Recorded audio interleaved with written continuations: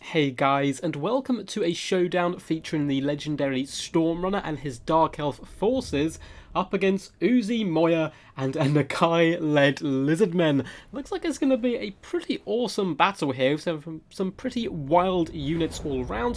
So let's hop in here and check out the builds. So Stormrunner has played Dark Elves quite a bit and is a considerably good player. However, he does love to bring pretty off-meta picks, so we have to see how that does work. On either flank we do have Dread Spears as well as Bleak Swords in that centre pocket. Looks like they have some chevrons on them as well. Going to help them carve their way through skinks with deadly efficiency. However, Saurus Warriors will still probably be able to trade very effectively against them. We have double Shades as well with dual weapons this time. Decent AP overall, and Shades in this matchup in general are very good. Stalk allows them to get nice and close and hit those big dinos with those armor-piercing bolts. In the back lines, we do have a Sorceress of Shadows here, coming in with Mind Razor, Enfeebling Foe, as well as the Pendulum here. Mind Razor on top of this Kharibdyss, which I've probably butchered the name of, but I basically never see this guy. So the Kharibdyss, as we're going for, is an awesome looking model. Horrific. These mouths kind of look like some of the creatures from the old King Kong movie, actually. But he's pretty scary stuff indeed. Of course, he gives that -8 leadership all around him and causes terror and the like, but does not have regeneration like a normal Hydra. However, the missile resistance should also be quite useful. And that lower jaw looks particularly disgusting. We have a High Beastmaster for a Lord up in the sky, so certainly some wild stuff coming in. He's going to be going with Whiplash, as well as Stand Your Ground, and of course the Tormentor Sword. -24 melee attack and pinning your enemies in place, even only for 9 seconds, is very powerful stuff indeed. In the back lines, we have double Cold One Knights as well. Going to certainly help out with that bonus versus large. And on the right hand flank, we have Dark Riders with shields, as same on the left hand side. So a pretty fun build, and some pretty wild stuff all round. It looks like in the distance we also have the Raven Heralds, the regiment of renowned repeater crossbows, who actually got on flying at Pegasus.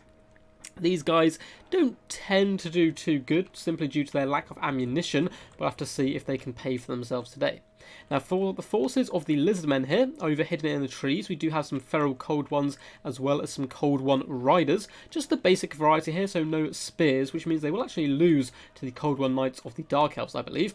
And it looks like we have quite a heavy skink force and Saurus dotted all the way along, so mass amount of troops here, with a couple of units of Temple Guard in the back lines. The hard, bad to the bone, some of the most elite warriors in the old world, with some of the coolest models and best attack animations. Very excited to see those guys in action.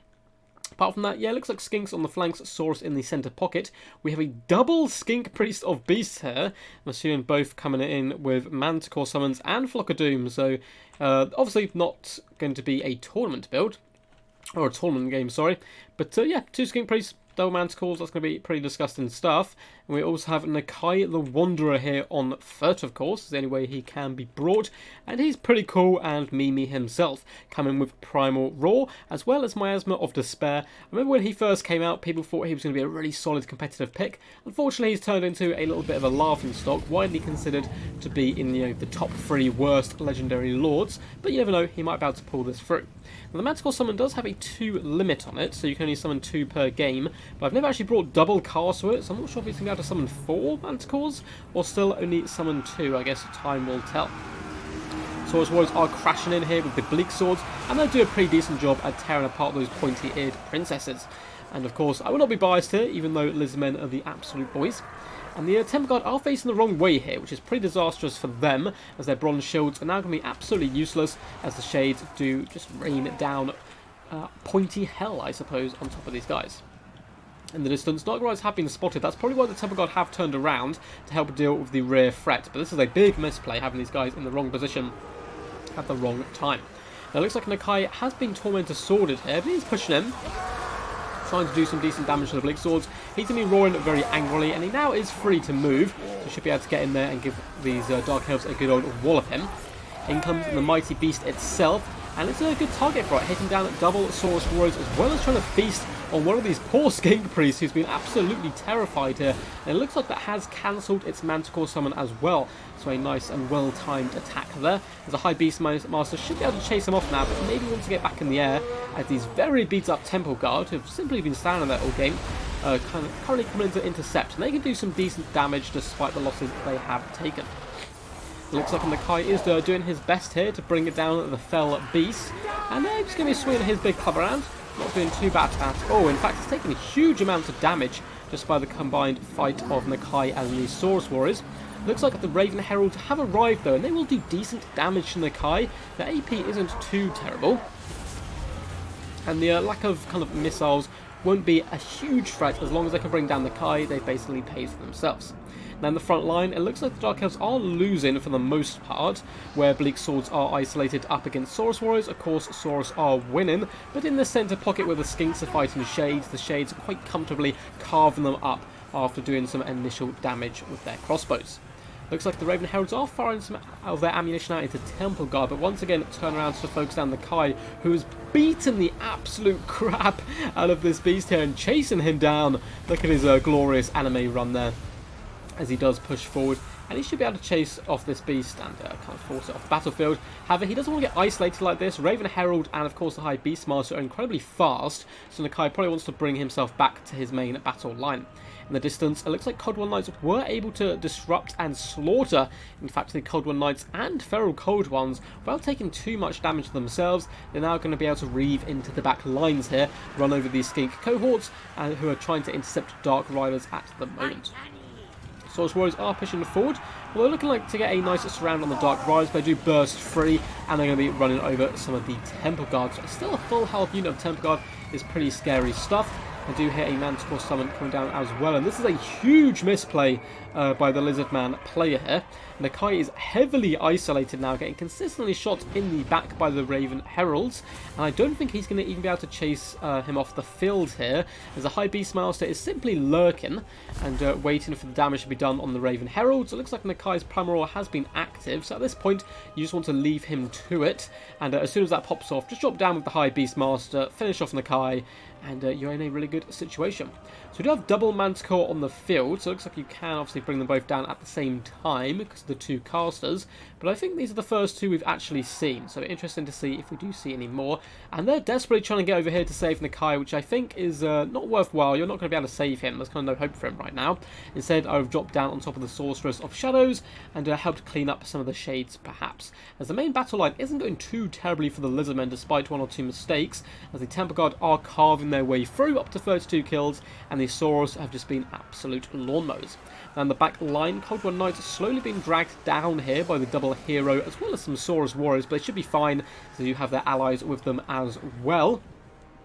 And over in the distance, it looks like the Manticores have managed to catch up to Nakai, but a little bit too late here, as he has been absolutely slaughtered. And now the Feral Manticores are probably going to suffer leadership penalties and go down relatively quickly. Although they are doing some okay damage, so I suppose they weren't completely wasted.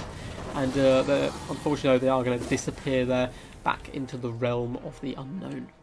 Raven Heralds, only 17 kills, but done some decent damage from Nakai overall. Good work chasing him down at the end there as well. Shades making a desperate last stand, it would seem, and kind of waiting for the other elements of their build to get back. But the Lizardmen is going to throw in the tower here, which is probably the best idea.